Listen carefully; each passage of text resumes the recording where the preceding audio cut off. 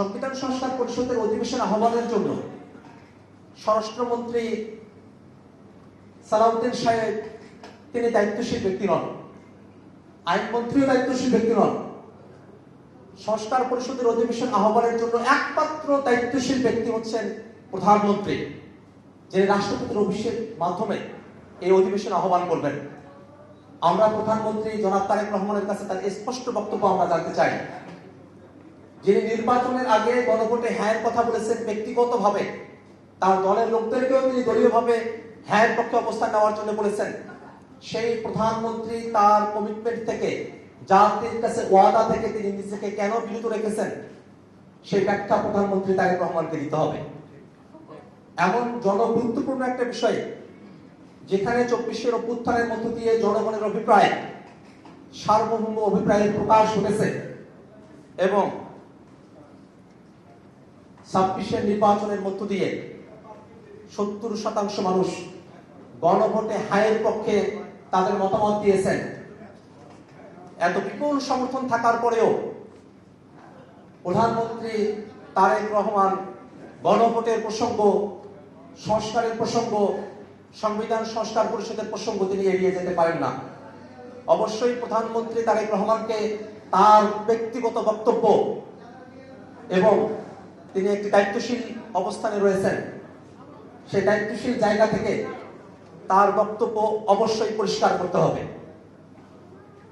বারবার সংবিধানের দোহাই দেওয়া হয়, কিন্তু একটা জিনিস বিমানন চেপে দেওয়া হয় যে 24 অভ্যুত্থানের পরের যে বাংলাদেশ, এই বাংলাদেশে একটা এক্সট্রা কনস্টিটিউশনাল পরিস্থিতি বিরাজ করছে। আমরা পুরোপুরি সংবিধানের ভিতরেও নাই, আবার আমরা অসাংবিধানিক কিছু আমরা করছি না। যদি অসাংবিধানিকতার দোহাই দেওয়া হয়, তাহলে আজকে বিএনপির যিনি আইনমন্ত্রী আছেন, তিনি তখনকার অ্যাটর্নি জেনারেল, সরকার গঠন হওয়ার আগেই 5 তারিখের পর বিএনপি অ্যাটর্নি জেনারেলের অফিস কিভাবে দখল করেছিল, সেটা কি সংবিধান সম্মত ছিল কিনা, সেই প্রশ্ন আমাদের আছে। রাষ্ট্রপতি পদে যে ব্যক্তিটি আছেন, তিনি রাষ্ট্রপতি পদে থাকবার যোগ্য কিনা, আমরা সেটা নিয়ে প্রশ্ন তুলেছি এবং এটা বাংলাদেশের সকল জনগণের কাছে পরিষ্কার যে শাহাবুদ্দিন চুপ্পু রাষ্ট্রপতি হিসাবে থাকার মতো যোগ্য ব্যক্তি নন। তিনি স্বৈরাচারের দোষর, গণহত্যার দোষর এবং তিনি তার শপথ ভঙ্গ করেছেন। তিনি মিথ্যার আশ্রয় দিয়েছেন, রাষ্ট্রীয় গোপনীয়তা লঙ্ঘন করেছেন।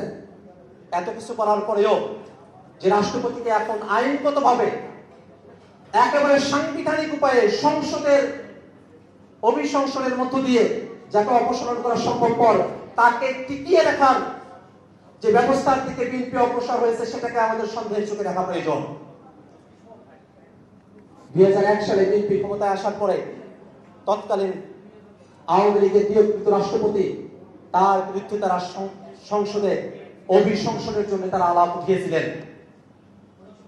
যদি 2001 সালে আওয়ামী লীগের রাষ্ট্রপতির বিপক্ষে বিএনপির সংসদ সদস্যরা অভিশংসনের আলাপ তুলতে পারেন, তাহলে এত বড় গণহত্যা যে হাসিনার আমলে হলো, সেই হাসিনার নিয়োগ করা রাষ্ট্রপতি এখন কোন সাংবিধানিক শূন্যতা তৈরি হওয়ার সম্ভাবনা না থাকলেও তাকে কেন অভিশংসনের আলাপটা তারা তুলছেন না, সে প্রশ্নটা আমরা তাদের কাছে করতে চাই।